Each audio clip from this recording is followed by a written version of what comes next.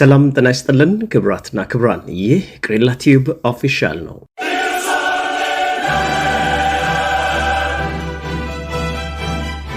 የ20 ዓመቱ ጥበቃ አብቅቷል። ከ2005-6 የአውሮፓ ቻምፒየንስ ሊግ የፍጻሜ ጨዋታ በኋላ የሰሜን ለንደኑ ተወካይ የእንግሊዝ ፕሪሚየር ሊግ አድባርና ድምቀት የእንግሊዝ እግር ኳስ መለኪያ አርሰናል ወደ ቡዳፔስት የሚወስደውን ትኬት ከኤምሬትስ ስቴዲየም ቆርጧል። በአውሮፓ ቻምፒየንስ ሊግ የግማሽ ፍጻሜ ጨዋታ መድፈኞቹ እውነትም መድፍ መሆናቸውን አሳይተው አትሌቲኮ ደ ማድሪድን አስቀርተው ወደ አውሮፓ ቻምፒየንስ ሊግ ፍጻሜ ተሻግሯል። ትዕይንቱ ምን ይመስል ነበር? ትንቅንቁ እስከ መጨረሻው ደቂቃ ድረስ ዘልቋል። ከጨዋታው ማብቂያ በኋላ ምን ተባለም? በቅሪላ ቲዩብ ኦፊሻል እንድትከታተሉ እንጋብዛለን።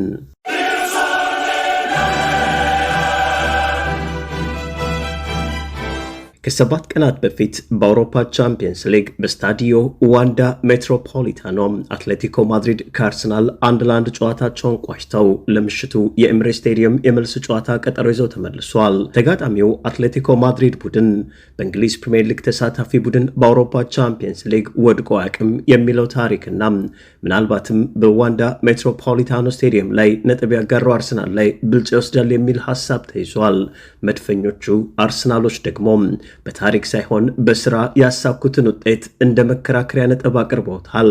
አርሰናል ዘንድሮ በአውሮፓ ቻምፒየንስ ሊግ ባደረጋቸው 14 ጨዋታዎች የምሽቱ 1-0 ድልን ጨምሮ በ11ዱ ድል ሲያደርግ 3 ጨዋታ ባቻ ውጤት አጠናቋል። ሽንፈት ብሎ ነገር በአውሮፓ ቻምፒየንስ ሊግ የሚካኤል አርቴታ መድፈኛው አርሰናልን አይነካካውም፣ አልተሸነፈም። 2005-2006 የአውሮፓ ቻምፒየንስ ሊግ 10 ጎሎች ላይ ጎል ሳያስተናግድ ለፍጻሜ ደርሶም በባርሰሎና ተሸንፎ ዋንጫውን ያጣው ያ ቡድን ከ20 ዓመታት በኋላ የኤምሬትስ ጄኔሬሽን ወይም ደግሞ የኤምሬትስ ትውልድ ያንኑ ታሪክ ደግሞ ለቡዳፔስቱ የፍጻሜ ውድድር ደርሷል። ትናንት በተደረገው የምሽቱ የአውሮፓ ቻምፒየንስ ሊግ ጨዋታ ኤምሬትስ ስቴዲየም ላይ አትሌቲኮ ማድሪድ የተቻለውን ሁሉ አድርጎ ከአርሰናል ውጤት ለመግዛት ቢሞክርም ምልኡ የነበረው አርሰናልና መድፈኞቹ ውጤት አስጠብቀው ወጥተዋል። ቡካዮ ሳካ ውጤት ቀያሪ፣ ታሪክ ነጋሪ፣ ታሪክ ዘካሪ የሆነች ጎል አስቆጥሮ ጨዋታው በአጠቃላይ ደርሶ መልስ ውጤት 2-1 አርሰናልን ለቡዳፔስቱ የፍጻሜ ጨዋታ አድርሶታል።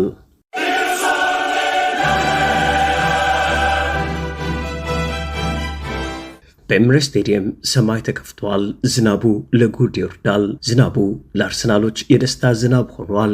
ፍስሐን፣ መደሰትን፣ መጨፈርን፣ ታላቁ ተጋድሎን አድርጎ ወደ ታላቁ የአውሮፓ እግር ኳስ መድረክ ፍጻሜ መድረስን ያረጋግጠ ሆኗል። በአንጻሩ ለተጓዥ የአትሌቲኮ ማድሪድ ደጋፊዎች ከውስጣቸው ከወጣው እንባ ጋር ተደባልቆ ሐዘናቸውን ከፍ አድርጎታል። አርሰናል በምሽቱ የጨዋታ እንቅስቃሴም በሙሉ በሚባል ደረጃ ወጥነትን ያሳየ ነበረ። ከግብ ጠባቂው ዴቪድ ራያ እስከ ፊት መስመሩ ተጫዋች ቪክቶር ዮከሬሽ ድረስ አልሸነፍ ባይነት የማሸነፍና የውጤት ጥማት ተጋድሎ ተላብሰው የአርሰናልን የአሸናፊነት ጉዞ አስቀጥለው ወደ አውሮፓ ቻምፒየንስ ሊግ የፍጻሜ መድረክ ተጉዟል።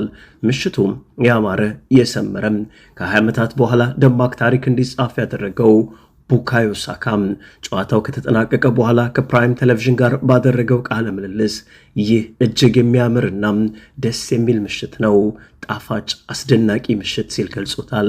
በዚህ ታሪካዊ ምሽት ጎል በማስቆጠር ደስታ ተሰምቶኛል። እንደምታውቁት ይህ ለደጋፊዎችም ሆነ ለኛም ልዩ ምሽት ነው። በጣም ተደስተናል። ይህንን ጨዋታ ማሸነፋችን ብቻ ሳይሆን ወደ ፍጻሜ ደርሰናል። በፍጻሜውም ሌላ ታሪክ ለመስራት ዝግጁ ነን ሲል ሐሳቡን ሰጥቷል። አሰልጣኝ ሚካኤል አርቴታ ዘንድሮ እንደርሱ የተሳካለት የለም ማለት ይቻላል።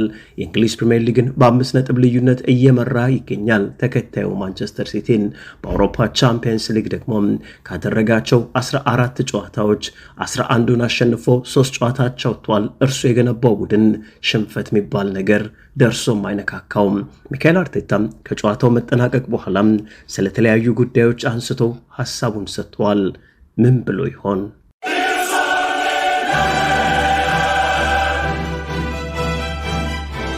አርቴታ ከጨዋታው መጠናቀቅ በኋላ እንዲህ ሲል ተናገረም። በእግር ኳስ ታሪኬ የዚህ ምሽት የተለየውና የምኮራበት አጋጣሚ ነው። ጨመረም ተጫዋቾቼ በምሽቱ ያደረጉት ነገር የአውሮፓ ቻምፒየንስ ሊግ ልዩ መሆኑን አሳይቷል። ወደ አውሮፓ ቻምፒየንስ ሊግ ፍጻሜ ደርሷል ከ20 ዓመታት በኋላ። ይህ ማለት ለክለቡም ሆነ ለደጋፊዎቹ ትልቅ ነገር ነው። ተጋጣሚያችን አትሌቲኮ ማድሪድ ጨዋታውን ትግል የሞላበትና ከፍተኛ እንደሚያደርገው እናቅ ነበረም። እንደጠበቅነውም ጨዋታውን አድርገውታል። ነገር ግን እኛ ጨዋታውን ተቆጣጥረናል። ጫናውንም በሚገባ ተቆጣጥረን ሳጥናችንን ተከላክለናል። ጥሩ በሚባል ደረጃ በተረጋጋ መልኩ ቡድናችን ፈተናውን ተወጥቷል። ቡድናችን እያደገ መሆኑንም የሚያሳይ ውጤት ይዞ ወጥቷል ሲል ሐሳቡን ሰጥቷል። አሰልጣኝ ሚካኤል አርቴታ ቀጥሏል ስለ ቡካዮ ሳካ መናገሩን። ቡካዮ ሳካ እጅግ ድንቅ ምሽት አሳልፏል። ገና የመጀመሪያው የቡድን አስተላለፍ ውስጥ ስከተው ጀምሮ እምነት ነበረኝ። እርሱ ድንቅ ጎልን ነው ማስቆጠር የቻለው። ወደ አውሮፓ ቻምፒየንስ ሊግ ፍጻሜም እንድናልፍ አድርጎናል። ይህ ደግሞ እጅግ ውብ የሆነ ታሪክ ነው። ይገባዋል። ሁሉንም ነገር የቀየረ ነው ሲል ስለ ቡካዮ ሳካ አስተያየቱን ሰጥቷል።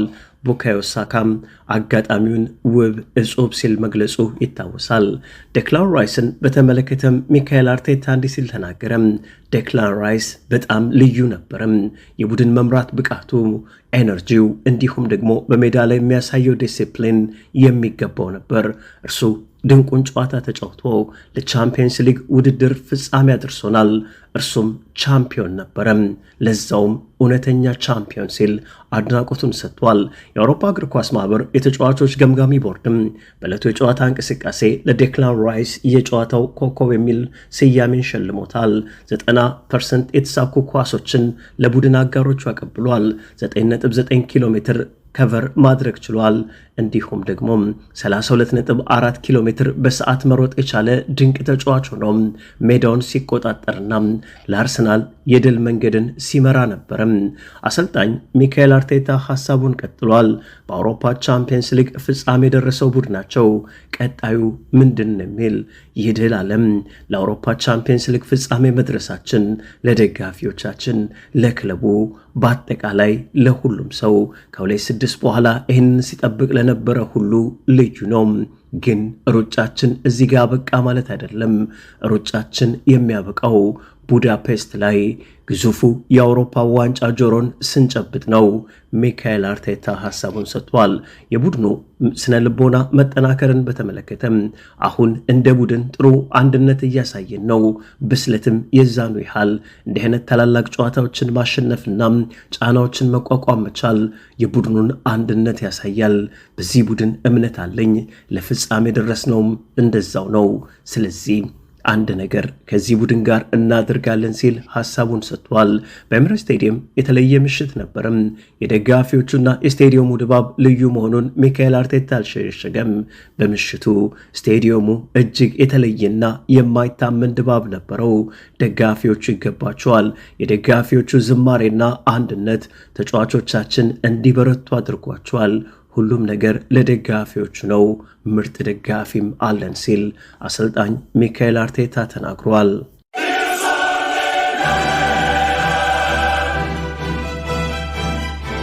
የተሸናፊው የአትሌቲኮ ደ ማድሪዶች አሰልጣኝ ዲየጎ ሲሚዮኔ እንዲህ ሲሉ ተናገሩ። እጅግ የሚያምነው በአውሮፓ ቻምፒየንስ ሊግ ፍጻሜ በጣም በጠባብ ውጤት ተሸንፎ መውጣት ማለት የሚያምነው። አርሰናሎች ይህንን አድርገዋል፣ ይገባቸዋል፣ ጥሩ ቡድን ሰርተዋል ሲል ሐሳቡን ሰጥቷል። በአውሮፓ ቻምፒየንስ ሊግ የፍጻሜ ጨዋታ ላይ በእንግሊዝ ቡድን ተሸንፈው ታጣቅም ለሚል ለቀረበላቸው ጥያቄም ያ ታሪክ ነው። ታሪክ ደግሞ ውጤት አይሆንም። ያ በአርሰናል ድል አድራጊነት ተጠናቋል ሲል ዲየጎ ሲሞኔ ሐሳቡን ሰጥቷል። ወሳኝ ጎሎች የሚቆጠሩበት አጋጣሚ የተለያየ ሊሆን ይችላል። ይህ እግር ኳስ ነው። አንዳንዴ እድል ወደ አንተ ይወድቃል፣ አንዳንዴ ደግሞ ወደ ተቃራኒክ። ዛሬ እድላችን የኛ አይደለም፣ ወደ ተቃራኒያችን ወድቋል፣ ስኬታማ ነበሩ ሲል አርሰናሎችን አድንቋል። በዚህ ጨዋታ ላይ በአትሌቲኮ ደ ማድሪድ በኩል በርከት ባሉ የአውሮፓ ቻምፒየንስ ሊግ ጨዋታዎች ላይ ተሰልፎ ቡድኑን ያገለገለውን አንቷን ግሪዝማን የመጨረሻ ምሽቱን አድርጓል። ልዩ ነበር ሲልም አሰልጣኝ ዲየጎ ሲሞኔ ሐሳቡን ሰጥቷል።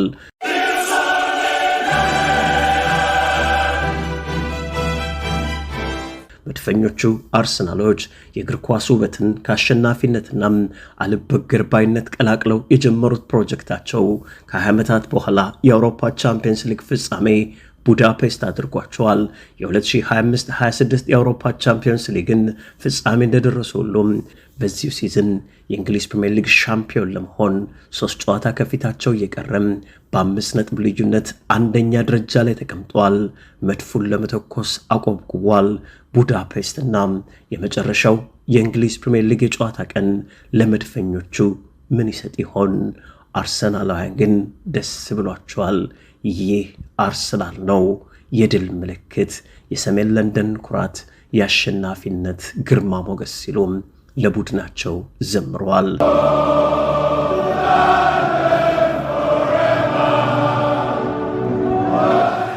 ክብራትና ክብራን ከቅሬላ ቲዩብ ኦፊሻል መረጃችን ይህን ይመስል ነበር። ጤና ይስጥልን።